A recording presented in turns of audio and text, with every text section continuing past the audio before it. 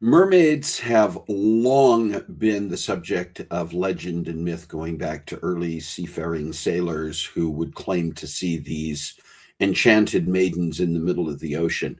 The question is, could something like mermaids really exist? Well, we're going to explore that today in pretty good detail, and I think you're going to learn some very fun things. So put on the brakes, grab a cup of coffee, and join the conversation, because it's time for Coffee Breaks with Steve.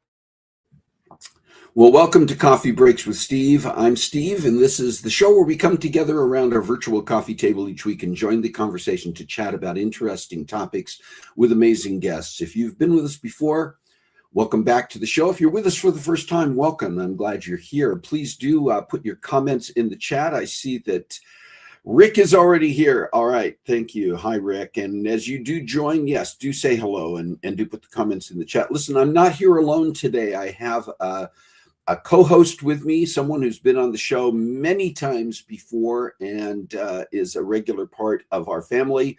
Karissa's here with us, and look, there she is. Okay, I don't necessarily think that you're drinking coffee right now. No, I have given up coffee mostly. It's a special weekend this weekend, so I do get a coffee tomorrow. But I've switched it out for tea, iced tea. Iced tea, and that's the thing. You know, we talk about this Giant coffee iced breaks. tea. Giant iced tea. Well, it is giant, but also it is. That's a good sized can of iced tea. I'm still drinking coffee, as not surprisingly. I see some other people who joined in. Scott is here. Hi, Scott. Hey, happy day to you, Scott. Hi to me. And Carla is here. Kathy is here. Hi, Kathy. And hi, Jerry Carla. is here. Hi, you know, Jerry. I love our brew crew. They come in here and they keep us on. Well, actually, sometimes they distract us from being on track. I said hi to Rick in the chat, but hi, Rick. I'll say it out loud too. And he said hello to you. There we go. I want to get to our conversation today, but I think it's worth mentioning that the conversation we're holding today, this is actually something I thought we were going to be sharing a month ago. Mm-hmm. And you were actually here on that date. Yep. And that's how we promoted this. We promoted the fact that we were going to be sharing this Mermaid Sandy episode. And then, unbeknownst to me, there were other plans that day, which were, if you weren't here on that day, you can go back and find the episode. But it's quite a setup. It took months of planning. And to be fair, Sandy was in on the whole thing. When we originally recorded this, Sandy the Mermaid, our guest today, this was literally just recorded to throw you off. And then we got to the end of the recording, we're like, this was a really great episode. Listen, I mean, I was preparing it. I was editing and preparing it to show a month ago. And I was so fascinated and intrigued by it. There was nothing about it that was a phony conversation with Sandy that you carried. And it's a worthwhile episode. And so, first of all, I want to say thank you to you, Karissa, for not only a being part of a brilliant campaign to throw me off, so that and what happened a month ago was my birthday is in early June, but all our family was in town the latter part of June, and Carol, along with all of my kids and a variety of other people, had a conspiracy going to fool me into thinking we were just going to have normal family get-togethers, and through a big belated surprise birthday party for me and on that date. You on air to take you away. And you guys interrupted the show, you and Shalane, and kind of blindfolded me, put me in the car, took me to this location. I had no clue what was going on. I mean, I knew that there was something going on related to my birthday, and I thought it was just going to be family. And there were well over 20 people at this venue. Fun. We had a great time, and it was live streamed up until the moment that we arrive at the venue. Well, and then I couldn't stop the live stream because my computer wasn't connecting to the internet, and so we had like dead air. I don't know how long. Air, and which I have not yet gone back to, but it kind of, you can certainly switch it off there. What it should do is go to like static. We should basically it's like nothing. But the reason we cut it off at that point and didn't continue to live stream at the party was, number one, it was already, because we had done all of this pre-conversation stuff, blindfolding me and sticking me in the car stuff, plus the entire trip to the venue, and it was over an hour already. It was a decently long special episode. But in addition to that, because we hadn't gotten permission from all of the non-family guests who were there to put them on the air in a live, we deliberately chose not to continue the video once we were at the party location. But anyway, that was supposed to be, as far as I knew, the episode with Sandy. So I really wanted to carry that forward. And thank you, Karissa, for not only being a part of the special surprise, but also for putting together a brilliant conversation with a very fascinating person, which we're going to get to in a few minutes here. Once again, if you are joining us, do say hello in the chat so we know you're here. Continue to do what I see you doing, which is to say hello to each other and carry on the conversation. When we get to our conversation with Sandy, I hope that you will add your own comments and questions and that type of thing. But want to first share a little bit of our sweet and savory. And I think you'll all appreciate this one. So there is a tour company in Liverpool, England, called Magical Mystery Tour. Now, some of you may recall that on a couple of occasions over the past few years, we've had a guest on the show by the name of Katie Truesdell, who owns a tour company called Magical Mystery Tours. And hers is US based, and the basis of her company is that they put together for their guests surprise and mystery vacations. That is not what this is. This is an entirely different company. It's based in Liverpool. They do bus tours around Liverpool in this specially designed bus, which is obviously so cute. Cool, but it's a Beatles-based tour in Liverpool, right? They take fans to iconic sites around the city and point out different places that are related to the Beatles. Well, imagine that you're on this tour going through Liverpool and you pull up at a stoplight and a car pulls up alongside you and the tour director says, "Oh my goodness, that's Paul McCartney." And you look over and the window rolls down and sure enough, Sir Paul McCartney is in the back seat of this car and he's waving to the guests. Now you can actually go online if you do a search. I'm not including any of the fan videos here, but people on the bus started taking videos. I can imagine there was a big push that everybody went to one side of the bus. The bus tips, crawling over each other. Not only does Paul McCartney roll down his window and starts waving to the passengers, he then holds up his phone to reveal that he is in the middle of a live FaceTime call with Ringo Starr. It's brilliant. You can see on here, this is not doctored photo in any way. And Ringo also greets the guests. So imagine that you are on this magical mystery tour and it becomes more magical than far ever. More magical. You find yourself face to face with the last two surviving Beatles. And crazy. Just realizing that sometimes the greatest memories are not set up at all. They just happened while you simply stopped at a red light. I love it. But isn't that great? Can you That is so even much fun. imagine what that would be like? That would be like the highlight of the tour, of course. Hey, I do want to share some special days this week. We have some birthdays, and we have another special day I'm going to mention in a minute. But Chris Gearbase, who has been a guest on this show, financial planner who came on here a couple of years ago to talk to us about financial planning, and is also a friend. And Chris is celebrating his birthday tomorrow. So happy birthday, Chris Gearbase. Chris. And then another individual, another dear friend who has been a guest on this show, Illy Pete, who works in the nonprofit world, is also an author and a fitness instructor, celebrating a birthday at the end of this week on July 31st. So we want to wish Illy a happy birthday as well. And then, Karissa, is today a special day for any reason? I don't know what you're talking about. I do. That. Now, this is not, I mean, wow, we get to celebrate with you and Jason. That is it's not just an anniversary. Which anniversary is this? It is our 10th anniversary today. 10 years. I don't know how he's put up with me this long. Y'all know me. Listen, I know both of you. I'm not sure how either of you put up with the other. No. This is valid. What I do know is that you are an amazing couple together. And we all just want to wish you a very, very happy anniversary. Thank you. All the love in the world. So happy anniversary today, 10th anniversary to Karissa and Jason. So special, very special. And hope that you get a chance. I know you've already done a little bit of celebrating over this past week or so, and hope you continue to celebrate this very special event in your lives. It'll be fun. We'll have plans. Okay. Hey, do you have a special day this week? Those of you in the Brew Crew, those of you who are watching this, let us know in the chat if you've got a day this week. And if you have a day coming up, perhaps beyond this part of the year, you got something coming up next month or the remainder of this year at some point, anytime, and you want to make sure that we get it on our calendar so that we can celebrate with you, you can send us an email to cbwsteve@comcast.net. cbwsteve@comcast.net is our email address, and we can make sure that we get it on our calendar so that we can happily celebrate with you. It's like we're celebrating these birthdays and have the opportunity to celebrate this. And by the way, unlike my birthday celebration, it's kind of a coincidence that you're on today. I can promise you we're not planning to, take you and Jason and stick you in a car with blood. Well, that would be I don't know what you or Jason have planned for each other, but anyway, we want to celebrate all those special days. So make sure that you let us know when your special day is coming up so that we can celebrate it with you.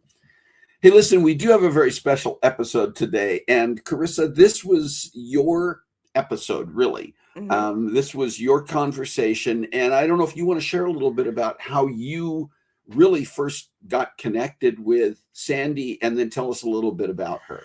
Yeah, so I actually got connected with Sandy kind of by chance. I made a friend who is into mermaiding, and so I joined her with the local Portland area mermaiding pod, and Sandy is a member of the mermaiding pod. And she actually I'm sorry, I have to interrupt for a second. Mermaiding pod, I mean, it's like we think of whales and dolphins, but mermaids travel in pods, apparently. Yep. Is that right? Yeah. Yep, okay. That's how it works. So they're similar to dolphins. So yeah. So when you get a group of mermaiding individuals together, they are a pod, and there's a local Portland pod. And so I met Sandy through the pod, and turns out she's actually a professional mermaid as well. So we're going to talk a little bit about what she does, but let me tell you a little bit about Mermaid Sandy, because she's an interesting individual. I've never met anybody with their fingers in quite as many pies as Sandy. So yeah. Mermaid Sandy is also known as the Cascade Mermaid, and is a professional mermaid performer and a PADI certified mermaid instructor based in the Pacific Northwest. She appears at events and teaches mermaid classes throughout Portland, Oregon, Seattle, Washington, and Southern California. She actually also owns her own mermaid-based events company specifically in the Portland area, but also services Washington as well. With a lifelong passion for the arts, Sandy spent years working behind the scenes in theater and then later discovered her love for teaching while she was in college. And as a dance instructor in her human form, she honed her skills in movement, creativity, and performance. And mermaiding has allowed her to blend her love of the arts, teaching, and fantasy into one magical career. So now she brings the dream of becoming a mermaid to life for kids and adults alike through immersive performances and classes. So today we're going to have a conversation with Mermaid Sandy, and I hope you guys find it as interesting as I did. All right, let's take a look and enjoy this conversation.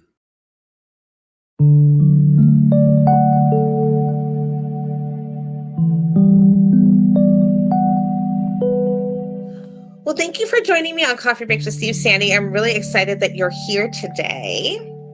Yes, thank you so much for having me. We have never had somebody like you on the show, so I'm super excited. So before we get into kind of the meat and potatoes of what we're going to talk about today, you actually have your fingers in quite a lot of pies. So tell me a little bit about you and kind of all the fun, various things that you do. Yeah. So it's like one of those trick questions. They're like, what do you do? I'm like, trick question. Because I do really all the things. Yeah, it just really depends on what you're kind of asking. By trade, I am a pharmacist. I hold a doctorate of pharmacy. Okay. And that's how I ended up here in Oregon. As I moved up here for grad school, loved it up so much here. I got a job up here and stayed up here. So that's my primary job. But I've also taken a big step from that. So that way I can pursue a lot of the other fun things in my life. When I graduated high school, is either become a pharmacist or become an animator. Okay. And so they're like, those are two very different things. Yeah.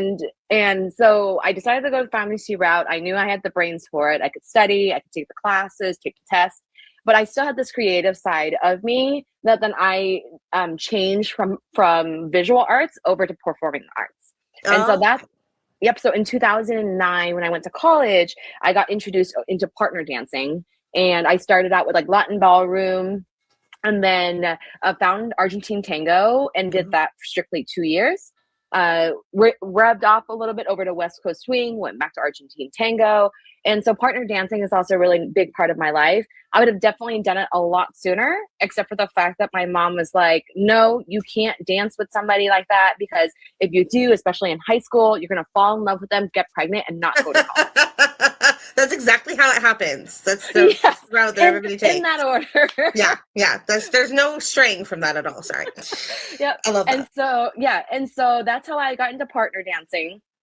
And then when I finished up grad school, I had taken a little break from partner dancing. I had answered a Craigslist ad looking for a Argentine tango partner, because someone had just moved up from Northern California and his wife didn't want to teach anymore. So he was looking for a new teaching partner. And that's how I fell into the realm of teaching dance. Okay. I absolutely love it. It's so much fun. And what is also a lot of fun with that is that actually does help transition into my mermaid story, because I was doing that for about 2 years and then COVID hit. Oh yeah. Everything shut down.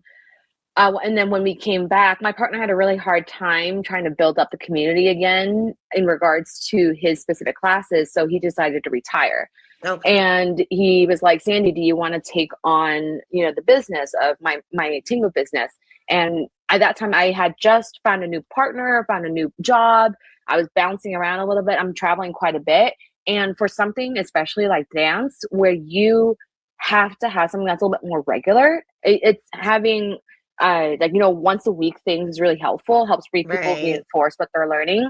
Once a month is not enough, especially when you're learning something that new. Yeah. And so I was like, no, I'm going to take a break for it now. I went over to Hawaii to get my PADI certification. Okay. And then at that specific studio, it says, become a mermaid, get PADI certified mermaid. I went, wait, what? I can become a freaking mermaid? And so I love that. Right. So I did my scuba certification, did my intro to mermaiding with the teacher out in that area. Loved it so much. Looked up here in Pacific Northwest and found that there was no teachers up here. We do have a pod up here in Portland, and it's actually quite strong. Soon they're going to become a nonprofit. It's going to be very exciting. Yeah. And so then therefore I decided to go and get my PADI certified mermaid instructor license. And I trained with Vero Beach Mermaid down in Florida.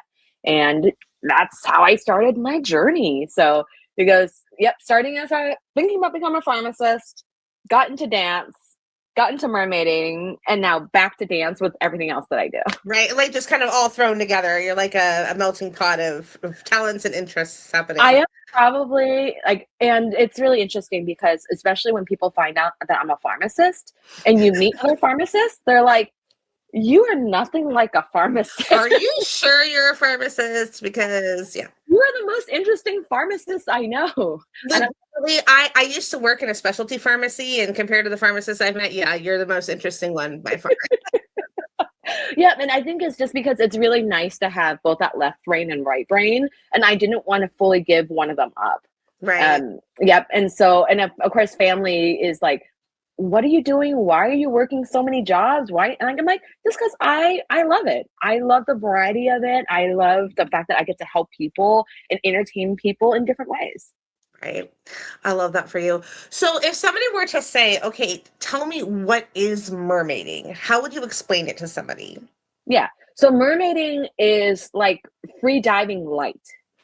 When you get into free diving, you're doing breath holds and you're going underwater and you're swimming around. So imagine if when you used to go out and you used to snorkel and you have that little snorkel in your mouth and you look at all the food. All the food. Yes, fish are food. Yes, the food.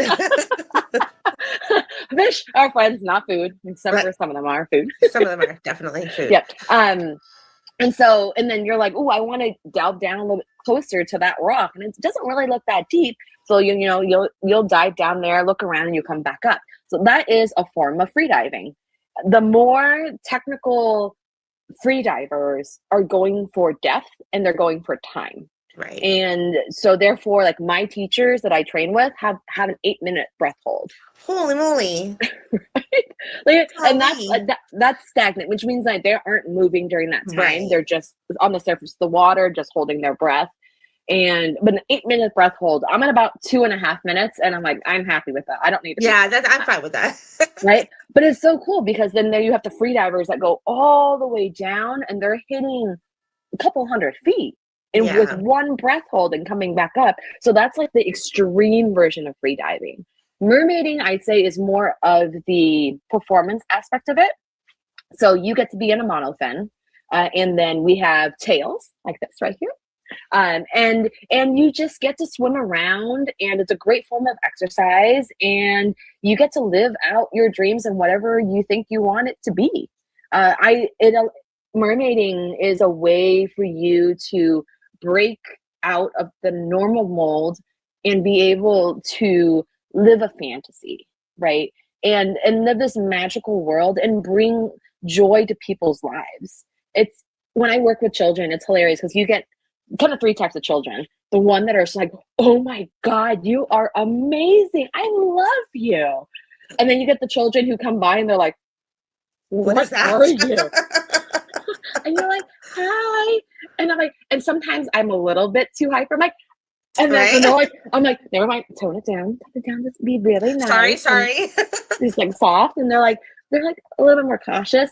And then you get the slightly old ones, and they're like, you're not real, right? You're like, they're not real. I'm like, I think I'm pretty real. And I'm like, you're real. Right? and you play with those, and it's just a little fun. And I love the fact that, especially for us adults who discover this a little bit later in life and who's always dreamed of being a mermaid, being something magical, that we get to be that. Right. So in mermaiding, there's a couple of things that I found. So the way that we met is actually through mermaiding. I actually joined the Portland area pod, and that's how we encountered each other. So a couple of things that I've noticed with mermaiding is one thing that I've noticed is that I think there's a misconception that you have to be this gorgeous model, skinny beauty queen type to do mermaiding. Is that true? Most definitely not. We want you to be comfortable in your own body, right? It's a great form of exercise. And, especially if you have any joint issues and everything like that, is really important, and working in water is a great way to be able to get your body moving. And especially us, we're not going to judge you for that, right? We're not going to judge you for the way that you look. And people have those misconceptions. It's like, oh, the only way I can become a performance mermaid is if I fit this mold. But one of my favorite mermans, and again, a lot of people talk about mermaids, but we don't talk about our mermans, is out in Asia, and he's definitely on the bigger side. Him.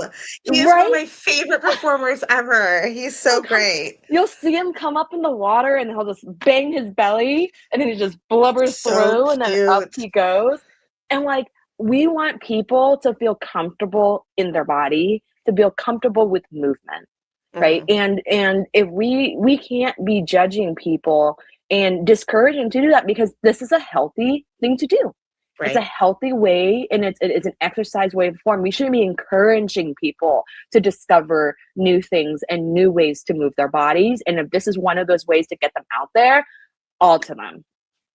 Love that. So another thing that I found about mermaiding is that a lot of times people will actually have mermaid personas that whenever they're in their tails or in the water, they adopt. Do you have a persona? I originally was going to, but then, and I have a different name for it and everything like that. And I'm like, this is too confusing in regards to my marketing. Right. Right. Although I had people who had recommended me do the Tango Mermaid, because I actually do have people in my Tango community who knows that I'm mermaid, and they see me once or twice, but they know somebody else from a different community, and they're like, oh, do you know Sandy? And they're like, no, I don't think I know a Sandy. And like, she goes, teaches out in Hawaii a lot. But she goes, I don't think so. She goes, but she's also a mermaid. And she goes, I know who you're talking about. I know who that is. Yeah. Right. I love that. And you know, Stephanie, she's one of the mermoms out here too. And she had recommended, she goes, Sandy, Mermaid Tango is actually a really cute name. And actually kind of is. It is. But the thing is that also my name is Sandy. So I'll just go with Sandy. It's a great beach name in that space. Yeah. I do have the different personas based on my tails though. So if I have more of like my freshwater tails, so things that are more green and stuff like that, more of the river fish type of aspect, versus when I'm in like my purple tails, more tropical movement, tropical. And so for each of those ones, I have different backgrounds and different explanations of where my character comes from. And I think that is just a really fun way, and it's a form of improv to be able to build depth for your character. So I think it's a lot of fun. But yeah, I just keep it Mermaid Sandy across the board. But I do love it when people do have specific names for each of their mermaids, because it just shows you how much care they put into thinking about themselves. I don't know if you watched any of the interviews with Ariana Grande when she did Wicked. I didn't watch any of them. No, I've heard good things about them though. Yeah, but you know, her talking about how when she found out that she got the role of Glinda, and she was so happy, and she goes, I will cherish her and make sure that I give her like my truest performance to herself. And for me, that's the same way when people build their persona out this way, is that we put our time and our thoughts into developing these characters, so that way they're whole and full-rounded people to be able to bring joy to others. I love that. Another thing that I noticed about mermaiding is that aside from being body inclusive, it's pretty age inclusive. So what are the age ranges of mermaids that you've taught and or encountered in your experience? Yes. And so if we're talking from like official PADI standpoint, when I'm teaching with children, my intro to mermaiding classes start at about 7 years old. Okay. And they have to be able to know how to at least swim, and all that stuff. And we have people all the way up into their 70s and 80s, right? So as long as you can move, you can mermaid, right? But granted, if you don't know how to swim, just regular, then we highly recommend you taking a swimming class first, so that way you're comfortable in the water, and then we can transition you over to a monofin. We always recommend that you start out in a monofin first, none of the tail skins on the outside, because we want to make sure that you feel safe doing this new thing. You're just doing a dolphin kick, right? So if you ever swam butterfly, that's what it is. For me, it's very much like a body roll. Yeah.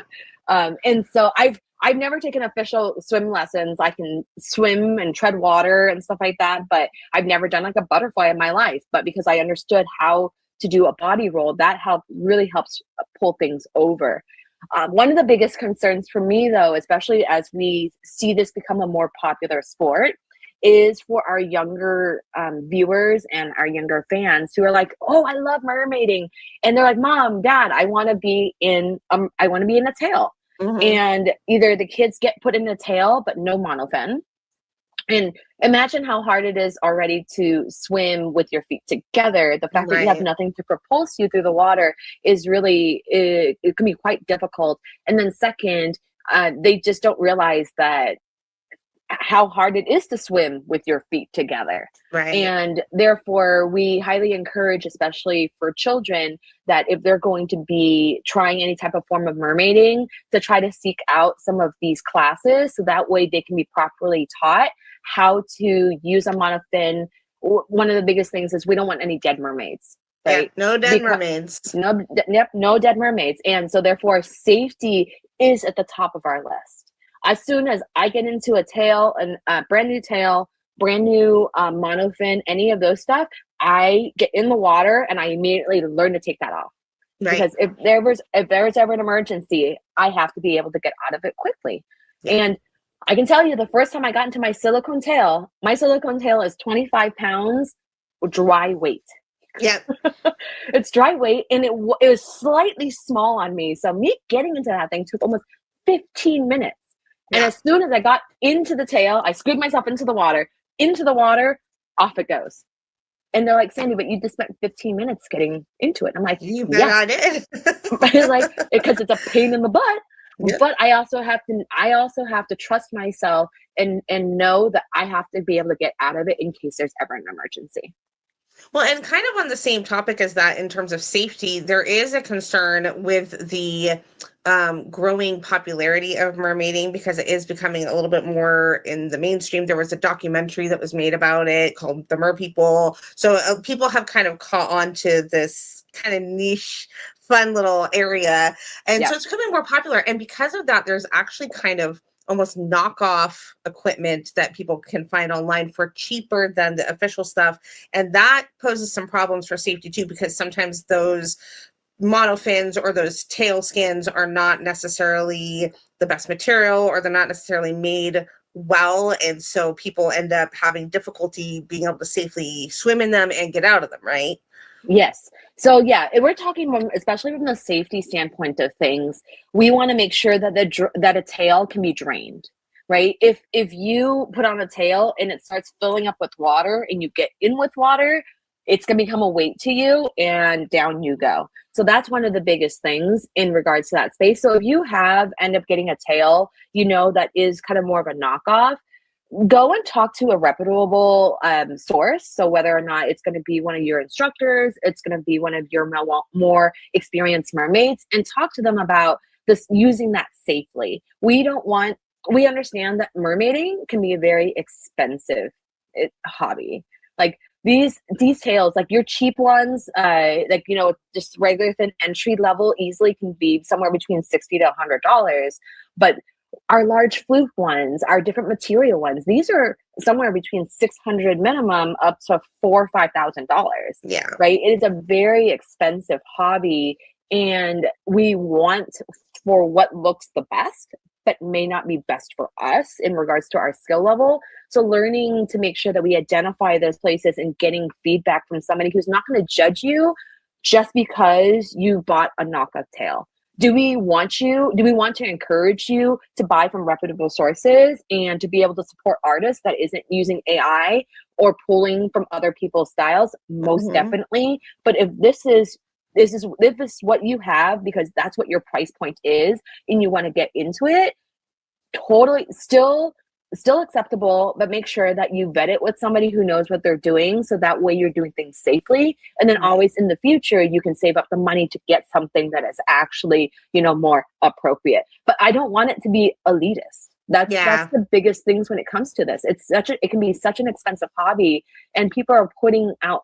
hundreds and thousands of dollars to get into something that we are like, oh yes, we really want this, but you don't want to judge it against each other. Money's a big issue, that's for sure. Yeah. The last thing I wanted to bring up is that you actually have your own mermaiding company out here in the Portland area, and you don't just do mermaiding. You offer a couple of different services and experiences. So can you tell us a little bit about the Cascade Mermaid and what you do? Yes. So Cascade Mermaid is a entertainment business. They do like different parties and everything like that. And the original intent was for me to kind of primarily just focus on mermaiding and being able to provide classes, because at that time there's actually no PADI certified mermaid instructor here in Oregon. Right. We do have one that's up closer to Olympia. We have another person that's closer to Boise. And then Stephanie Ross teaches for SSI, which is a different governing body that also teaches safety. But we had nobody for at PADI, so hence the fact I went and I got that. And I also realized that it's a very seasonal thing. Mermaid tends to be primarily in the spring to the fall, where we have a lot more birthdays, pool parties, on all those stuff. And so I decided to pull back in some of my previous experiences being a face painter and balloon animals. And then I'm like, what else can toss onto this that would make it interesting? So now I do also hair tinsel and glitter tattoos, which are also waterproof.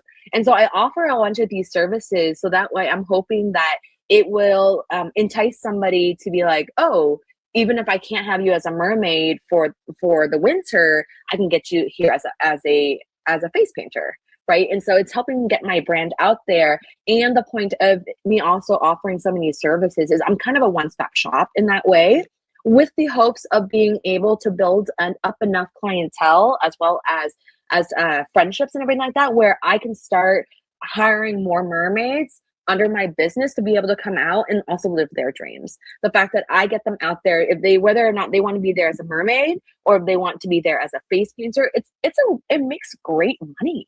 Like, yeah, mermaid, like I said, mermaiding, like my services start at $250 an hour, and then the second hour I discount that down. But like for my face painting, and especially if you have children that are more artistically inclined, I pay $100 an hour for face painters, balloon animals. Try to get my stepson into the balloon animal things, and I'm like, you have to make some money, man. Right? And he was going to college right down the street, and I'm like, I'm about to buy some more balloons. Do you want me to buy you a set so you can train, and then once you're good enough, I can send you out and parties? He's like, I don't know how that will make me any money. I'm like, I pay you $100 an hour, and I have a minimum of 2 hours. Right. So if you worked the 2 hours a weekend, how many hours would you have to work at minimum wage in order to make the same amount of money? And then you spend the rest of the time studying and doing what the heck you're doing. And I think had I known about this part of the business way back in college, like I would have started my business so much sooner than now. Yeah. Right. And it's a great way. And I get to hire on local mermaids. I don't need to be the mermaid performer. The only reason I ever perform myself is because they're looking for somebody with a very specific look. Otherwise, I'm trying to promote other mermaids. I'm trying to give different life skills so that way they can go out there and they can offer these services when I'm not here. Right. I have a friend of mine whose kid is 18 now, but like with a learning disability, and she's so afraid of her parents are afraid that she doesn't know how to make change because of the learning disability, and she's like, how is she going to be able to live on her own? So I hired on her to be my line monitor, for her to do my glitter tattoos. Every time I have cash, collect money, I give it to her. And so it's really a way for me to, one, be artistic, but also to give back to my community and build up the economy so that way we can help prosper. I love that. That is so awesome that you have found a way to make it profitable as a business, but also find a way to use it to give back to other people and encourage other people is amazing. I wanted to let everybody know, if you have questions about mermaiding, if you're interested in getting into mermaiding, if you're interested in certification, if you're interested in hiring Sandy and her mermaids and balloon and face painting and all that artists. We're going to put her website up here so you can check her out, and also her socials so you can check out her. Also, if you're interested in any of her dance classes. So we'll make sure that everybody gets all that information here. Sandy, I really appreciate you taking the time with us. You actually spent the whole day with me at this point because we did a dance class earlier today. So I appreciate you giving me more of your time this afternoon and sharing a little bit about your story with us. Thank you so much for this opportunity. I hope that your viewers see how passionate I am for both my dancing, but also my mermaiding, and how much joy it brings me. And I hope that it inspires them to come out and try something new as well. It doesn't have to be in either of these two, but if there's anything that's ever been in the back of your mind that you're like, oh, that seems kind of interesting, but I don't know if it's really for me or not, to take that jump. You know, give it a try. Jump in and give it a try and see whether or not it brings you joy. And even if you don't like it after a month, you're like, at least you gave it a try, right? Our life is way too short to not try new things. That is so true. And I have found that through mermaiding and dancing and all those other things. So I really hope that everybody listens to your words today and tries something new. Maybe this week, maybe this month, maybe this year. But hopefully everybody here will take Sandy's passion and apply a little bit to themselves and try something new this year. So thank you so much, Sandy. We appreciate you. Thank you so much for having me.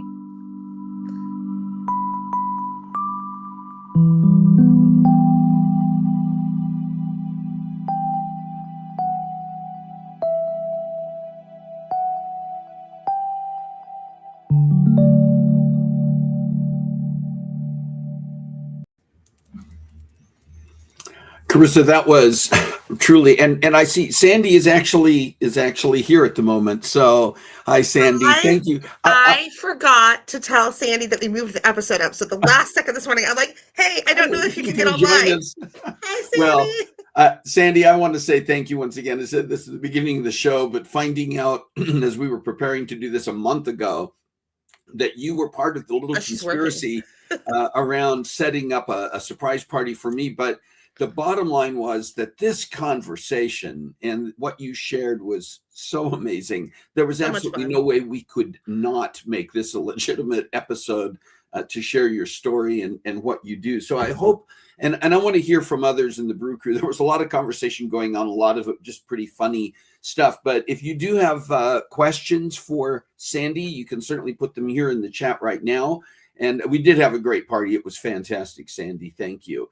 But if you have any questions or comments for Sandy, you can certainly put them here in the chat. We also posted her websites and her social media in the chat, and you can easily find all of that by going online and checking that out and follow up with Sandy in any way, shape, or form. I just think it's fascinating that this is, I remember as a kid and even as a young adult, Disneyland in the original submarine ride, and there were mermaids. There were mermaids who were trained to go underwater and swim in the water and do the dives and hold their breath and all that stuff. And there have been a few commercial aquarium places around the country and around the world. Really famous. There's a place that's super famous in Florida. And Sandy, I can't remember the name of the place. So you probably remember it if you want to throw it in the chat. But they're super famous for their mermaids. Mermaids. I didn't know if that was like at Busch Gardens or one of the other. No, it's one that's very specialized.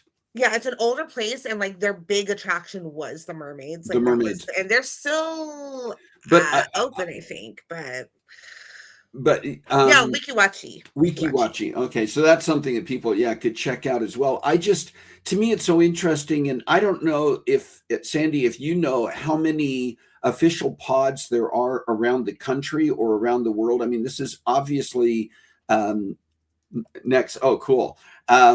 But this is obviously something that is one of those. We run into certain activities, sports, types of things that. For me, have been a surprise to find out about. Like when we discovered that mermaiding in these official pods was something that has a fin hold in various places. That was like finding out a couple of years ago about competitive jousting and how many places actually host and support and train and have teams.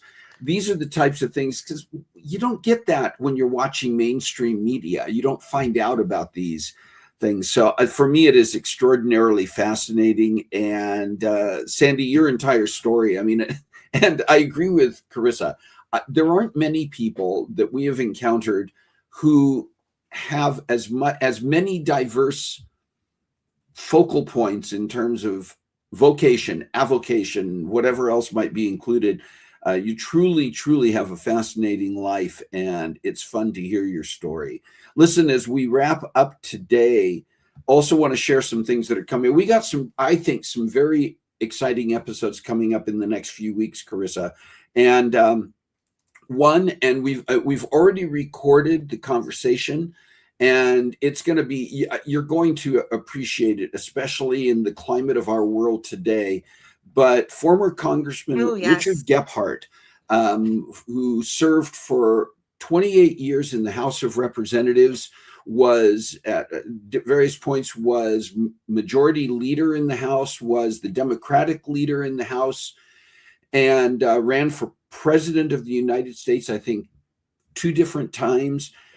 Is going to be here with us next week. And Congressman Gephardt is going to be sharing his views on the importance of leadership, on the importance of finding ways in the midst of a very divisive world that we live in now to reach across and listen to and learn from and find commonality. And listen, it's not in any way, from his perspective, compromising values or standards. You're going to pick that up. If you have any knowledge of Richard Gephardt, you're going to know that he is not a person who compromises on value, on his own values, or those that I think many of us can learn from. So you'll want to be here for that. And then the following week, August 8th, is also going to be, I think, an amazing episode. As many of you are aware, a couple months ago, we were among those in our area who were called on to evacuate because of a wildfire near us. And it pointed out to us a reminder about how important it is to be prepared, so you're not panicking if and when an emergency around you occurs. So in 2 weeks, we're going to have Chandra Fox, who is the Deputy Director of Emergency Planning for the Spokane County, where I live, but has information for, I think, that would be relevant to anybody in terms of how you can be prepared as an individual or a family for any kind of big emergency that may arise. And no matter where you live, there's always something in your environment that could lead to that. So we're going to hear from her in a couple of weeks. And then, do you remember the Bard, Casey Schisler, who was with us a few weeks ago? She's been in in Iceland over this last, no, maybe it was Finland. She's been overseas. Oh my God. She's been in another land. Forgive me, Casey, for not remembering that exactly in the moment. But she's traveling right now. She's going to be returning, and she's going to come back to share even more with us about what she has learned about the culture and the environment and the music and the mythology in her travels. So we're looking forward to having the Bard return to us. And then coming up in the 22nd of August, and this was one that was brought to us by Chelan, and I'm going to talk in a minute about how important it is to us if you know people or meet people. It's kind of like Sandy today, but Muffy Nye is going to be here. She is a dance instructor. We were just talking about dance instruction today, but that's what she does. And she's going to be, and similarly in many ways, I think, to Sandy's own experience, but Muffy is going to be here to talk to us about what is involved in being a dance instructor. So we're going to take a little bit of some of the things we talked to Sandy about and take them even a step further. So we hope you'll be here for that one. We've got others in the works, but we want to know from you, what are the topics that you would like to discuss? Who are the guests that you'd like to see us bring here? I know that you as the Brew Crew appreciate the people we have on here. You share that with us every single time, but you also have ideas. And certainly many of the guests that are on the show, have been on the show in the past, continue to be on the show, come from your recommendations, and especially come from your introductions, where you know or have met someone, have a connection to someone. Share those with us, please. We will actually send you a very special thank you gift if you are able to connect us with a guest or bring us a topic that ends up being on the show, because we do appreciate that. We always want to be taking advantage of what you know, and also what you would enjoy seeing on the show. Reminder that we do have a YouTube channel, Karissa, you know that. And it is continuing to grow. We are actually very close to breaking. I mean, this is not a huge deal if you know YouTube and you know it's big people. For us. It's big for us that we're about ready to break the 100 subscribers mark on YouTube. Really, I would like to see it get to breaking the 1,000 subscribers. That'd be awesome. Mark. Not because I'm looking to make a big deal for myself out of YouTube, but think about how many other people would enjoy, would appreciate, would be inspired and motivated by hearing stories like Sandy's. Right. And YouTube, while our crew kind of gathers so much around Facebook, and that's where so much of the live stream and the connection here takes place, we can reach a much broader audience and share these stories and share these guests through YouTube, reach just the algorithms there. And we're working on some things right now. I'm working with a specialist. We're going to be updating and improving that YouTube channel. If you are not already subscribed, would you please subscribe? And if you are already subscribed, would you please do our guests a favor and share the YouTube channel with people in your circle who you know would appreciate being part of these conversations and getting to meet these amazing guests. I want to share something as we're coming to the conclusion today. Each month we highlight and promote a nonprofit organization that we think is special and we're taking some time with. And the month of July, we are taking some time to promote an organization that I've had some background with, located in Pleasanton, California, Valley Humane Society. I refer to them as the little engine that could, because when I was first engaged with them, they were just trying to even exist. And now they are thriving. And a couple of years back, a while back, we had a conversation with their president and executive director, Melanie Sadek, and just a little bit of what she shared with us then that I think will help you appreciate how you can be a part of what Valley Humane Society is doing. Melanie, let's say that somebody from any of our audience locations would like to find out more about how they can donate and support Valley Humane Society. How can they find you? So valleyhumane.org is our website. You can go onto the website and learn more about the organization and all the different work that we're doing. And there's an opportunity to donate. We are supported exclusively through community support. So one of the things that I don't know everyone really realizes is that animal welfare doesn't get any federal funding. And at least in California, we get no state funding either. So all the money that filters into our government shelters is all local tax dollars. And so this is why sometimes some of our most under-resourced communities have the hardest time keeping up with the population because their shelter doesn't have the same resources that they do in San Francisco. And so, yes, we are privately run. We live off of community support.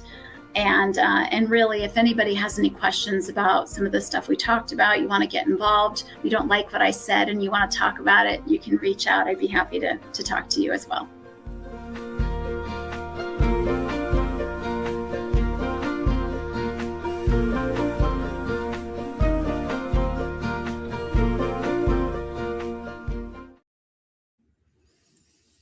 And I would encourage you to look into Valley Humane Society. Maybe you end up looking at them and going, well, they're not local to me.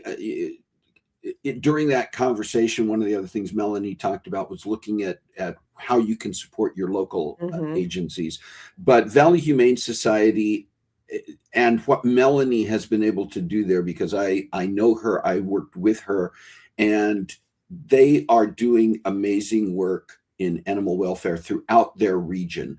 And so I just encourage you once again to take a look at Valley Humane, and you can see there, you can donate. Doesn't have to be a lot, but every little bit helps, and it maybe make the difference between an animal finding a home more quickly and the best possible life for them. So listen, I want to say thank you one more time to Sandy and her amazing, thank you, Sandy. I want to say, Karissa, thank you very much for being here today to co-host and not blindfolding me and taking me away, because we really wanted to share this story. I mean, how much I loved that surprise party. Today, we really wanted to share Yes. Sandy's story. So thank you for being here to co-host. Thank you for bringing Sandy to us. And Sandy, hope that you'll stay with us and keep us informed about what you're doing.